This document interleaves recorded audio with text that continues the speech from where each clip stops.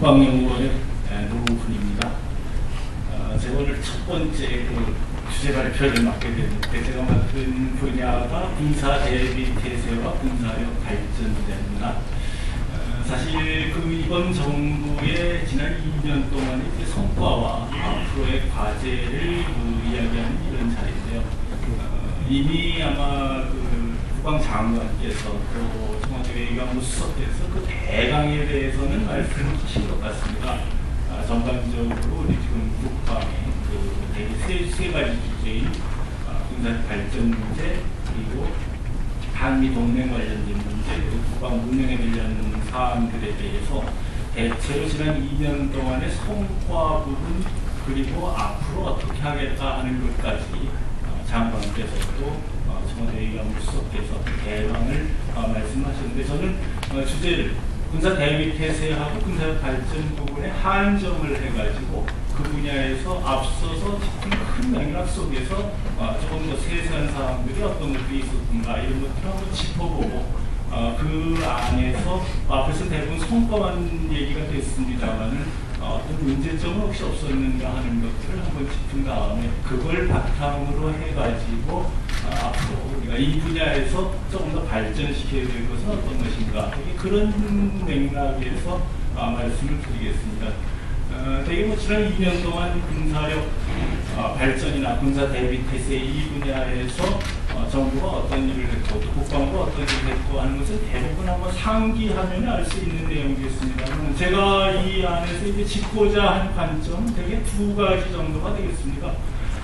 국방부가 이제 모토를 내세웠던 여러 가지 것들, 그러니까 시작을 하면서 이것을 하겠다 하고 얘기했던 그 사항들을 했는가 하는 문제, 말하자면 어떤 내적인 일관성이 있었는가 하는 그 부분에 하나의 시각을 가지고 짚어보고, 다른 하나 분야는 과연 그렇게 한 것들이 상황적으로 합치했는가, 실제로 유효성이 있었는가 하는 이 두 가지의 시각에서 전반적으로 지난 2년 동안의 성과나 쟁점을 한번 짚어보고요. 그 안에서 앞으로 조금 더 보완하고 또 미래를 보고 나갈 것은 어떤 것인가 하는 것을 감안하겠다는 그런 생각을 가졌습니다.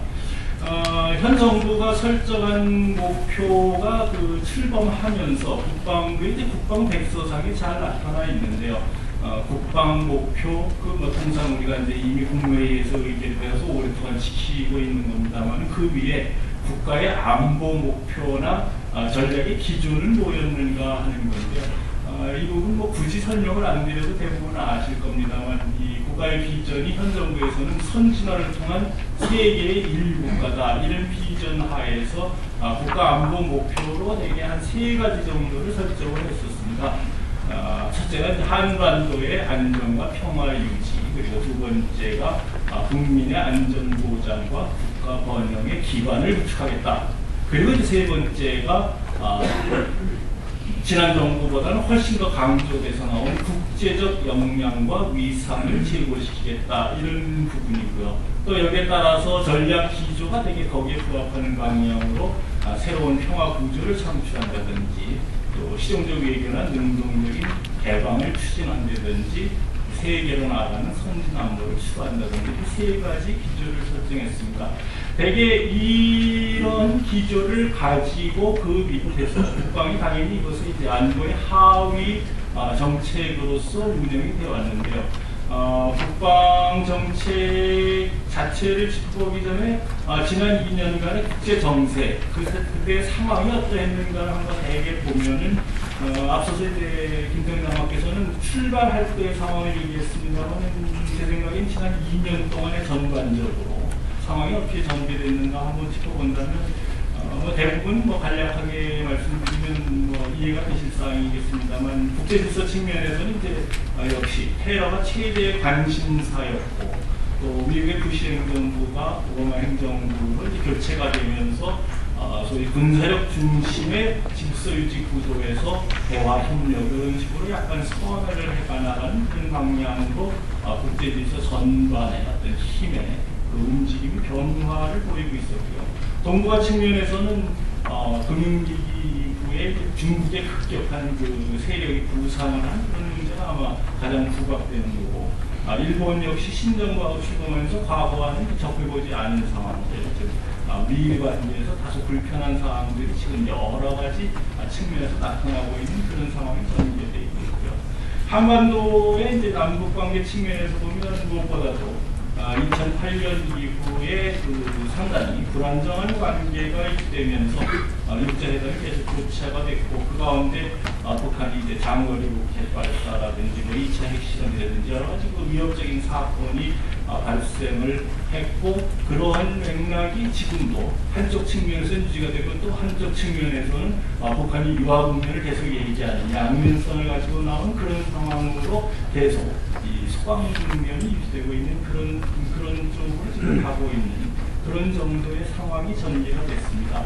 대개 이런 상황이 전개되는 가운데서 국방부가 하고자 했던 것은 어떤 거였던가 하는 건데, 앞서 이제 김태형 장관께서 이미 뭐 대개 말씀을 하셨습니다만은 국방은 비전을 정의화된 선진 강국이다 이렇게 설정을 하고 그 밑에서 8가지 기조를 얘기를 했습니다. 그 국방장관께서 앞에 그 설명하신 내용에 보면 8가지 기조가 이렇게 잘 설명이 되어 있습니다만은 그것은 사실은 앞으로 이런 8가지 기조를 해나가겠다였던 거고요. 지금 제 그 논문에 써 있는 8대 기조는 국방부가 2년 전에 출범을 할 때의 8대 기조였습니다. 그러니까 두 개가 약간의 차이가 있는데 실제 아마 구체적으로 따져보면 큰 차이는 없는데 일부 부분에서 강조가 됐거나 혹은 변화된 부분이 있었고, 저는 이제 과거에 지금 2년의 성과를 얘기하고 있기 때문에 과거의 8대 기조 이 부분에다가 중심을 두고 이런 부분들이 어떻게 이제 실제 추진이 됐는가 하는 얘기를 드리고 싶습니다. 되게 그런 상황이 전개됐고 국방부 상위 차원이나 국방부의 그 정책 기조가 그렇게 흘러간 상태에서 군사 대립에서나 군사력 발전에서는 어떤 일이 있었고 어떤 성과나 그 쟁점들이 존재했는가 하는 것을 한 4가지 측면에서 이제 짚어보려고 하는데요. 먼저가 아마 북한에 대한 그 위협 대립 태세, 군사 대립 태세에서 뭐 이 문제가 가장 중요한 문제일 거니까 그것이 하나일 거고요. 두 번째가 해외 파병이나 군사 협력, 이것은 국방에서 군사가 실제로 활동을 한다는 측면에서 의의가 있다는 그런 생각을 두 번째 짚어보고 싶고, 세 번째는 방위력 개선 분야인데 이거는 군사력 발전 측면에서 가장 중요한 부분 중 하나이기 때문에 세 번째는 그 부분을 짚어보려고 했습니다. 그리고 네 번째가 군의 구조 개편 문제인데 저희 국방개혁과 더불어서 군을 질적으로 개선해 나가는 가장 중요한 과제이기 때문에 이 4가지 측면에서의 그 지난 6년간 성과 쟁점을 되게 제 논문에서 짚어봤습니다. 먼저 북한 위협 대세 측면, 위협 대비 태세 측면에서 보면 아마 앞서서 뭐 이미 언급이 됐습니다만은 여러 가지 그 대비가 잘 돼 있다.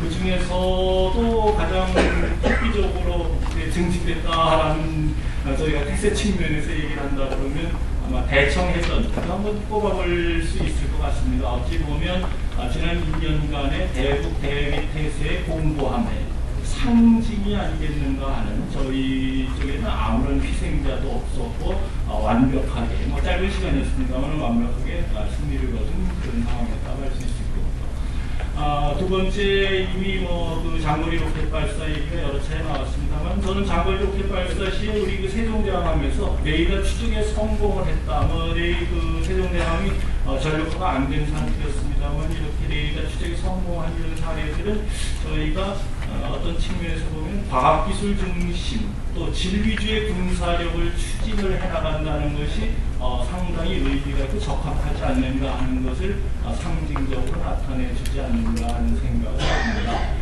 이렇게 뭐 기술적인 측면에서 혹은 태세 측면에서 상당히 긍정적인 면이 있었는가 하면 일부 부정적인 면도 분명히 있었습니다.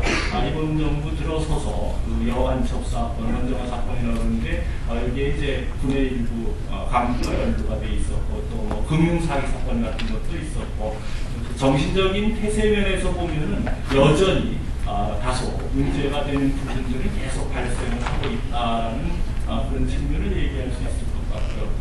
또 하나가 지금